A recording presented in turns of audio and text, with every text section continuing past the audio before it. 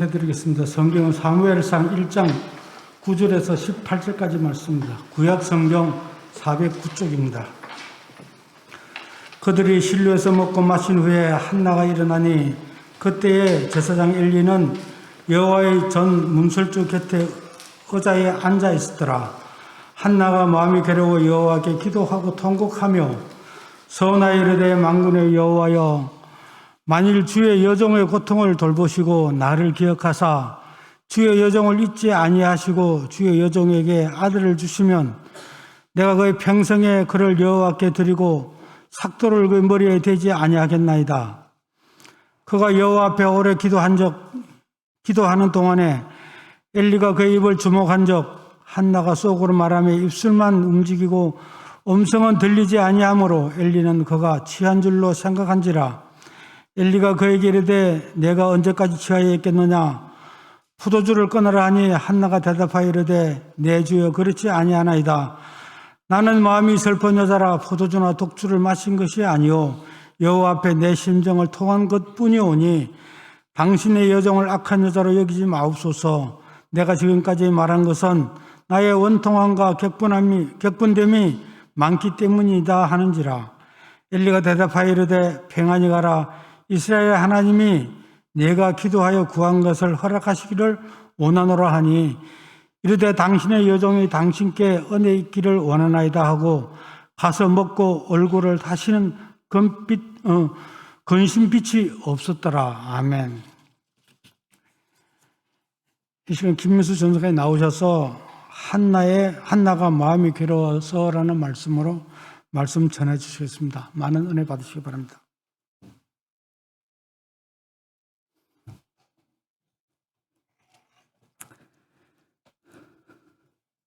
기도하겠습니다. 우리에게 말씀하시는 하나님, 이 시간 겸손히 하나님의 말씀을 듣고자 합니다. 우리의 심령을 주장하시고 다스려 주심으로 하나님의 마음을 깨닫는 시간 되게 하옵소서. 예수님의 이름으로 기도드립니다. 여러분들, 어버이 주일입니다. 먼저 우리 자녀들을 대신해서 이 자리에 계신 모든 부모님들께 감사의 말씀을 드립니다. 고맙습니다. 사랑합니다. 모든 부모님들에게 우리 자녀들이 한 사람 한 사람이 다 특별하고 소중하듯이 우리 자녀들에게도 우리 부모님들은 세상 그 어떤 가치와도 바꿀 수 없는 소중한 존재라는 사실 여러분들 꼭 기억하셨으면 좋겠습니다. 오늘 이곳에 계신 분들은 대부분 자녀를 기르는 부모님들입니다. 우리 청년분들도 있지만 대부분이 가슴에 꽃을 달고 있는 부모님들이죠. 또 그렇지 않더라도 한 사람 한 사람이 다음 세대를 이끌어가는 신앙의 인도자라는, 지도자라는 위치에 있는 분들입니다. 오늘 우리에게 허락되는 우리 하나님의 말씀이 그 자리에 위치하고 있는 저와 여러분들, 우리 자신을 돌아보는 그런 오늘 기회 되길 소망합니다. 제가 여러분들에게 지금은 영적으로 어떤 시대입니까? 라는 질문을 드리면 여러분들 무엇이라 답하시겠습니까? 대부분들이 동일한 답을 하실 것 같습니다. 악하고 음란한 시대입니다 라고 답하실 것 같습니다. 항상 이 말씀을 주의 사자를 통해서도 듣고요, 사회적 상황을 조금만 지켜봐도 악하고 음란한 세대라는 사실이 너무도 우리 마음속에 와 닿습니다. 무엇보다도 세상이 복음과 교회를 거부합니다. 대한민국에 복음 전하는 이들이 없어서 그렇습니까? 교회가 없어서 그렇습니까? 무엇 때문이죠? 우리 때문이라는 것입니다. 이 땅을 살아가는 성도의 모습이 성도답지 못하기 때문에, 교회의 모습이 교회답지 못하기 때문에 교회를, 하나님의 백성을 오히려 사회가 걱정하는 시대, 그 시대가 바로 지금 이 시대입니다. 그런데 성경 속에도 이 악하고 음란한 시대상이 그려지는 본문들이 있습니다. 먼저 소돔과 고모라의 시대가 그렇고요. 그리고 오늘 우리가 나눌 본문이 위치한 시대상입니다. 바로 구약의 사사시대라는 것입니다. 이 사사시대를 대표하는 두 문장이 있습니다. 제가 읽어드리겠습니다.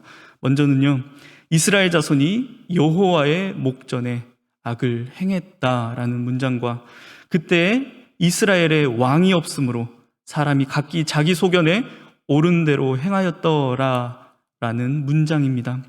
이스라엘 자손이 여호와의 목전에 하나님 바로 앞까지 악을 행했다라고 합니다. 이 악을 행하는 대상이 세상이 아니라 하나님의 백성들이, 하나님의 자녀들이 악이 숨겨지지 않을 정도로 하나님 앞에 바로 드러나 보여질 정도로 세상에 가득하게 행하고 있다는 것입니다. 이 말은 이렇게도 생각해 볼 수 있겠죠. 세상이 정말 악이 가득한데, 악하고 음란한 세대인데 그 상황이 누구에게도 불편하지 않는 상황이라는 것입니다. 누구도 그 시대의 모습을 보고 아파하거나 불편해하는 사람이 없다라는 것입니다. 특별히 그들의 악은 이방신을 섬기는 모습으로 나타납니다. 무슨 말입니까? 하나님의 선택된 백성들이 하나님이 지정하신 삶의 방식보다 세상의 방식 선택하는 것을 더 기뻐했다라는 것입니다. 하나님보다 더 커 보이는 것이 있다라는 것입니다. 하나님의 음성, 하나님의 말씀보다 세상의 소리, 정치의 소리가, 이념의 소리가 세상을 더 좋게 만들 것 같이 들린다라는 것입니다. 그리고요, 그때 이스라엘의 왕이 없었으므로 사람이 각기 자기 소견에 옳은 대로 행하였더라. 여러분들, 정말 이스라엘에 왕이 없었습니까? 하나님 나라의 백성은 누구를 왕으로 섬겨야 하죠? 하나님입니다. 그런데 그 시대, 그 사사시대 누구도 하나님을 왕으로 인정하는 이가 없었다라는 것이죠. 더 나아가 내가 하나님 자리에 앉는 것입니다. 내가 나의 주인이 됩니다. 나의 인생은 나의 것이라 주장하는 사람들이 하나님의 백성이라는 것입니다.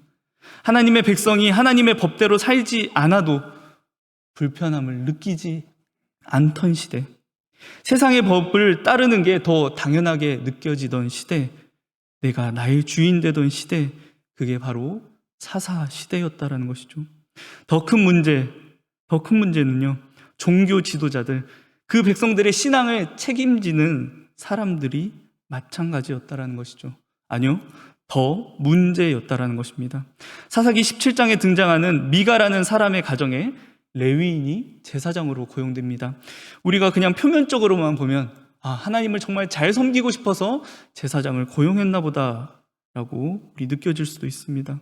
하지만 이것은 하나님 것으로 일찍이 구별된 레위인이, 하나님의 사람이 돈 때문에 한 가정의 제사장이 된다는 것입니다. 하나님 말씀으로 걸어가고 멈춰야 할 종교 지도자가, 하나님의 사람이 물질로 그의 삶이 움직인다라는 것입니다. 또 무슨 일이 있습니까? 여러분들 성경을 보시면 많은 그 성경의 인물들이 일부 다처제로 사는 모습을 여러분들 보실 것입니다. 그 시대에, 그 사회에 당연한 모습이긴 합니다. 하지만 하나님이 제정하신 결혼의 모습은 일부 일처제죠. 그런데 사사기 19장 한 레위인은, 하나님의 사람은 첩을 드렸다라는 것입니다. 그런데 그 첩이 베냐민 지파 사람들에게 강간을 당하고 죽임을 당하는 사건이 일어납니다. 이 일로 베냐민 자손 외에 이스라엘 민족들과 베냐민 자손 간의 전쟁이 일어나는 큰 비극이 이루어집니다. 종교 지도자들의 타락, 신앙을 이끌어야 되는 그들이 타락했을 때 그들을 따르는 백성들이 타락하게 되고, 이는 곧 세상에 고통을 가져다 주게 됩니다. 그런데 그런 일을 겪어서도, 그런 아픔을 겪어서도 그 시대의 상황을 누구도 불편해하지 않습니다. 아파하는 이가 없습니다. 왜 이렇게 된 거죠? 여호수아가 생존해 있는 동안은 그렇지 않았죠. 사사기 2장 7절 말씀입니다. 백성이 여호수아가 사는 날 동안과 여호수아 뒤에 생존한 장로들, 곧 여호와께서 이스라엘을 위하여 행하신 모든 큰 일을 본 자들이 사는 날 동안에 여호와를 섬겼더라. 그런데 여호수아가 죽게 됩니다. 그리고 사사기 2장 10절 말씀입니다. 그 세대의 사람도 다 그 조상들에게로 돌아갔고 그 후에 일어난 다른 세대는 여호와를 알지 못하며 여호와께서 이스라엘을 위하여 행하신 일도 알지 못하였더라. 여호수아의 죽음 이후에 이스라엘의 신앙의 계승이 이루어지지 않았다라는 것입니다. 하나님의 큰 일을 경험했음에도 그들의 신앙이 다음 세대에 전달되지 못했다라는 것입니다. 저와 여러분들 이 문제를 가지고 우리 이 시간 좀 심각하게 고민해야 될 것 같습니다. 한국교회 안에 신앙의 계승들이 잘 이루어지고 있는 것 같습니까? 우리 교회는 십자가의 도를 다음 세대에 잘 전하고 있습니까? 우리의 자녀들이, 다음 세대들이 본받을 만한 신앙의 모습이 부모님들에게, 또 그들을 이끄는 인도자들에게 삶으로 드러나고 있습니까? 우리는 그들에게는 이야기하죠. 너희들 왜 이렇게 믿음이 없니? 왜 하나님 말씀대로 살지 않니? 라고 말하기 전 우리의 신앙이 어떤가를 먼저 돌아보아야 한다는 것입니다. 이런 사사기의 어려운 배경 속에서 룻기가 시작되는 거고요. 사무엘상이 시작됩니다. 사무엘상 이렇게 시작됩니다. 1장 1절 말씀입니다.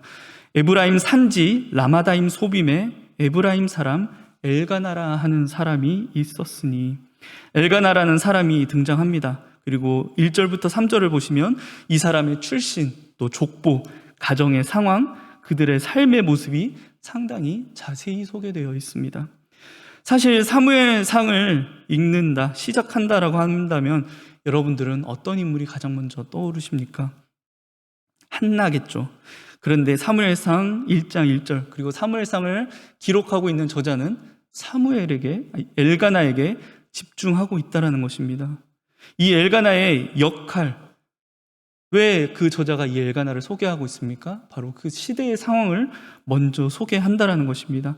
사실 이 엘가나는 에브라임 지파 사람이 아닙니다. 여러분들 역대상을 읽다 보시면요, 엘가나의 아들이자 그리고 이 사무엘서의 중심 인물인 선지자 사무엘의 족보를 우리가 읽을 수 있습니다. 사무엘의 조상을 쭉 올라가면서 살펴보면 고라라는 인물이 등장하거든요. 고라, 어떤 지파 사람입니까? 레위 지파 사람이라는 것입니다. 레위 지파 사람들은 어떤 사람들이죠? 이스라엘 백성들이 광야에서 금송아지 사건으로 죄를 지었을 때 하나님 편에 서서 일했던 사람들입니다. 그래서 하나님이 특별히 그들을 선택해서 하나님의 사람으로 사용하시는 거죠. 그래서 레위 지파 중 아론의 자손들이 제사장, 대제사장, 제사장직을 담당했고요. 그의 자녀 게르솜, 고핫, 므라리 자손들이 이 회막과 또 성소와 제사장에 관련된 제반 사무를 담당합니다. 그렇기 때문에 이들은 하나님이 선택한 사람들이고 하나님의 사람들입니다. 그리고 이 레위 지파는 자신들의 영토를 가지고 있지 않습니다. 각 지파들, 12지파들, 나머지 11지파들이겠죠. 그 지파들의 성읍에 흩어져서 살면서 백성들에게 율례와 법도를 가르치고 이전에 행했던 일들을 가르치며 신앙을 이끌어주는 일을 하며 살았습니다. 오늘 등장하는 이 엘가나가 에브라임 지파 소속 레위인이라는 것입니다. 앞서서 이 사사시대, 그런데 이 사람이 에브라임 지파 사람이라는 거죠. 이 에브라임 지역이 어떤 지역입니까? 제가 앞서 말씀드렸던 사사시대에 그 종교 지도자들의 타락을 볼 수 있었던 미가의 제사장 사건과 한 레위인의 첩 사건이 모두 이 에브라임 지방에서 일어난 사건입니다. 상당히 시기적인 차이가 있을지라도요, 굉장히 국가적으로 충격적인 사건이었겠죠. 엘가나도 분명 이 사건들에 대해서 듣고 그도 알고 있었을 것입니다. 그런데 그에게 어떠한 자극도 없다라는 것입니다. 또한 백성들이 율례와 법도로 가르쳐야 하는 그 의무를 잊고 일반인과 같이 살고 있습니다. 그 역시 아내가 둘이라는 것입니다. 3절을 보시면 이들은 매년 자신의 가족들과 실로에 올라가서 여호와께 예배하고 제사 드립니다. 모든 백성들이 정해진 때에 습관에 따라서는 예배를 드리고 있습니다. 그런데 그 예배가 정상적인 예배였을까요? 아니었을 것입니다. 왜냐하면 그 다음에 나오는 문장을 보시기 바랍니다. 엘리의 두 아들 홈니와 비느하스가 여호와의 제사장으로 거기에 있었더라. 사무엘상 2장 12절부터 17절에 드러나는 이 두 아들의 모습을 살펴보시기 바랍니다. 12장 12절 이 아들들을 이렇게 소개합니다.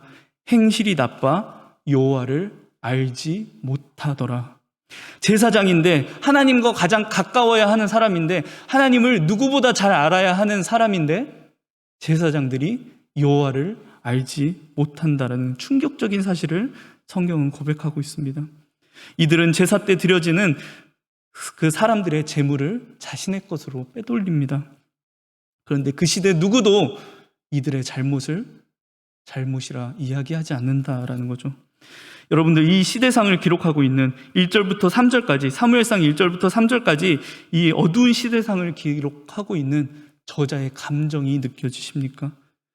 이 저자 이 3절까지를 쓰면서 굉장히 힘들었을 것 같습니다. 정말 이 사사시대의 가관이구나 라면서 이 사무엘서를 써내려갔을 것입니다. 그러면서 이 시대 속에서 고통받는 한 가정의 모습을 들여다보고 있는 거죠. 이 가정 두 여인이 등장하는데요. 한 여인은 많은 자녀는 자녀를 낳고 데리고 있지만 남편에게 사랑받지 못하는 사람입니다. 또 다른 한 여인은 남편의 사랑은 받지만 자녀는 없다라는 것이죠. 이 상황 두 여인 모두에게 고통입니다. 이 시대가 가져다주는, 이 여인들에게 가져다주는 고통입니다. 그런데 그 여인들이 이 고통에 어떻게 반응하고 있습니까? 분인나라고 하는 한 여인은 한나를 격분시킵니다. 그녀가 하는 일, 나의 고통을 다른 이에게 전가한다라는 거예요. 다른 사람의 더 큰 고통을 보며 나의 고통을 그에게 전가하면서 내 고통을 외면한다라는 것입니다. 하나님의 방법입니까? 아니죠. 그녀는 여타 그 사사시대를 살아가는 다른 사람들과 같이 세상과 동일시되는 삶을 살기로 했다라는 것입니다.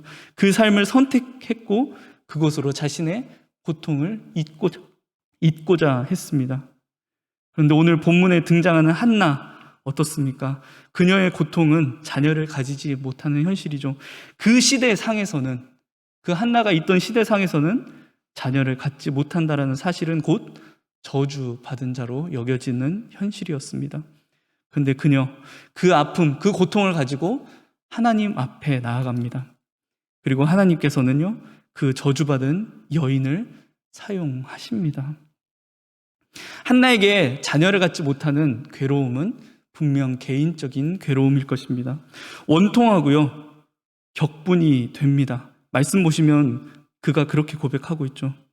그런데 하나님은 이 한나라는 한 여인을 통해 그 시대의 현실을 반영하고 있다는 것입니다. 어떤 시대입니까? 빛이 잉태되지 못하는 시대입니다. 생명이 한 군데에서도 잉태되지 못하는 시대입니다. 공의와 정의가 잉태되지 못하는 시대입니다.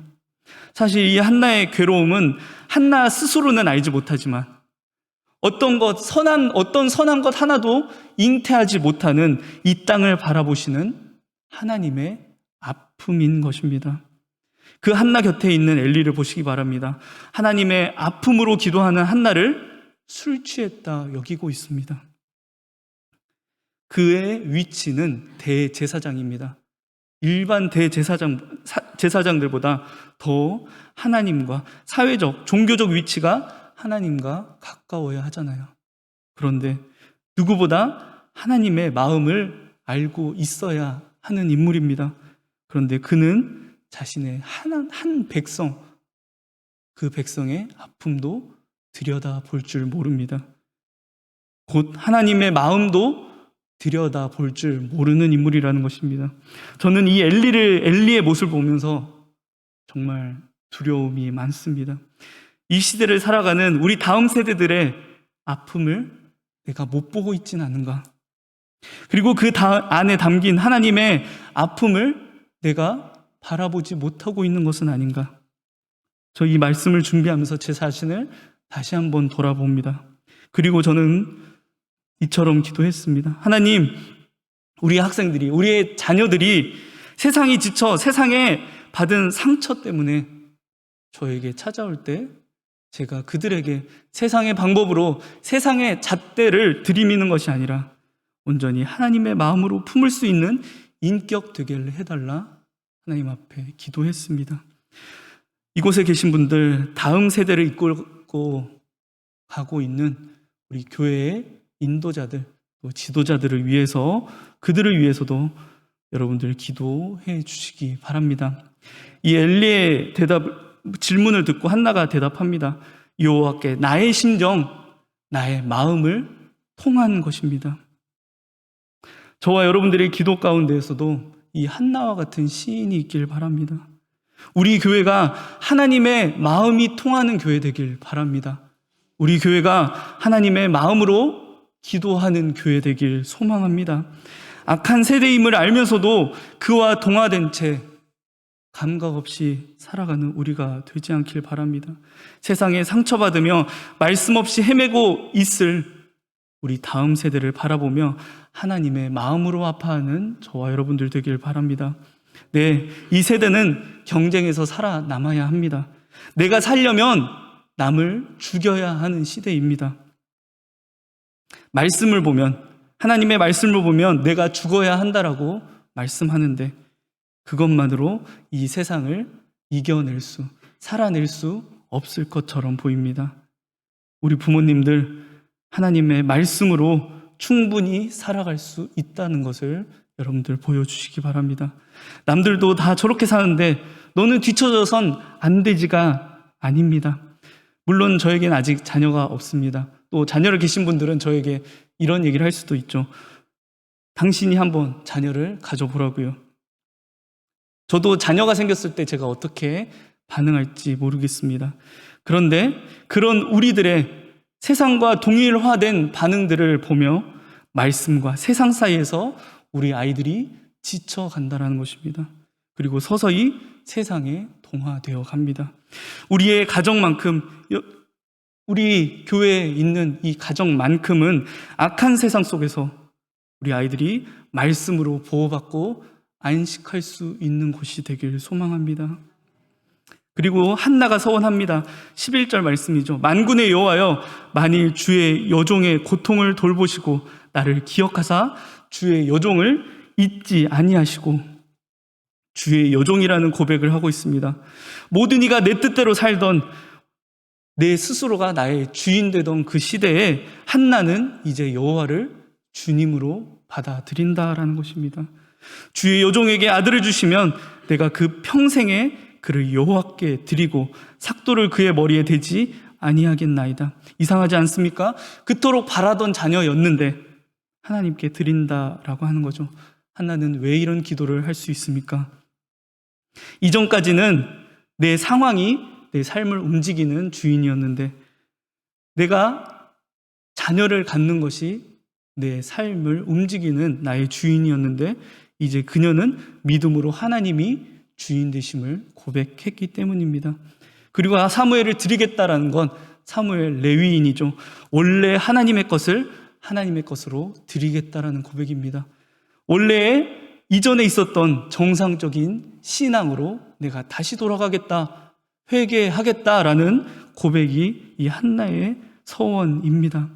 한나가 정말 하나님의 사람 되었다라는 그 증거, 그 고백이 말뿐만 아니라는 증거가 18절입니다. 아직 그녀는 자녀를 받지 못한 상황이죠. 얼굴에 다시는 근심빛이 없더라. 저와 여러분들 예배와 기도 가운데 드린 진실의 고백은 분명 삶에서 드러나야 합니다. 하나님께 나의 삶을 맡깁니다, 우리의 자녀를 맡깁니다 라는 기도를 하지만 돌아서면, 교회를 나서면 다시 내 마음 가운데 걱정이 가득 휩싸입니다. 하나님의 말씀이 나의 전부입니다 라고 예배 때, 기도 때는 고백하는데 다시 세상의 소리에 마음을 빼앗기기 시작합니다. 그런 삶을 그동안 우리는 우리 자녀들에게, 우리 다음 세대들에게 보여주고 있었던 것은 아닌지요. 믿음과 삶이 일치하는 우리가 되길, 저와 여러분들이 되길 진심으로 소망합니다. 그리고 그 믿음과 삶이 일치된 모습이 우리 자녀들에게 유산으로 전해질 수 있기를 소망합니다. 사무엘의 신앙은 한나의 신앙을 그대로 물려받습니다. 한나는 변화된 모습으로, 그렇게 하나님이 나의 주인 되시는 변화된 모습으로 사무엘이 젖되기 전까지 그를 기르며, 특별히 너는 이렇게 살아야 돼 하지 않아도, 젖되기 전이면, 젖되기까지면 아마도 부모의 말을 온전히 이해하지 못할 때인 것 같습니다.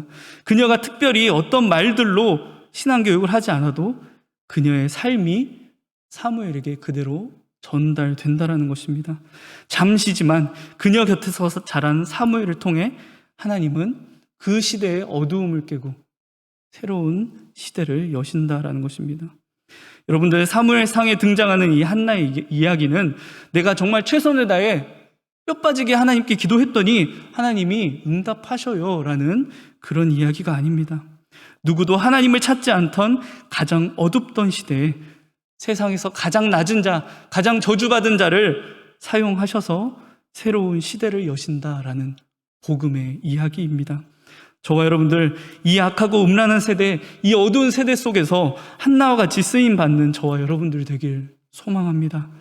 하나님과, 우리 하나님과 마음이 통하고 그 하나님의 마음으로, 그 하나님의 아픔으로 기도할 수 있는, 그리고 그 신앙이 우리의 삶으로 나타나는 하나님의 사람들 되길 진심으로 소망합니다. 이 시간 함께 나눈 말씀을 기억하시면서요, 우리의 입술로 하나님 앞에 기도하는 시간 가졌으면 좋겠습니다. 먼저 여러분들 이렇게 기도하셨으면 좋겠습니다. 하나님, 하나님의 마음을 알게 해 주십시오.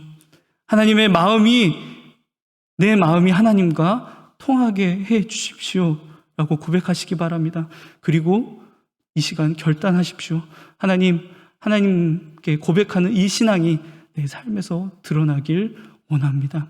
이런 고백들, 이런 시인들로 우리 이 시간 기도하길 소망합니다. 기도하겠습니다. 하나님 감사드립니다. 두려운 마음으로 주님 앞에 섰습니다. 말씀해 주시옵소서. 하나님의 마음으로 기도.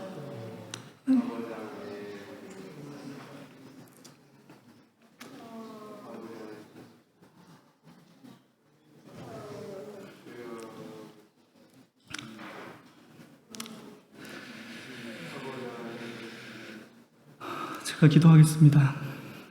하나님의 귀한 말씀을 나누게 하심을 진심으로 감사드립니다.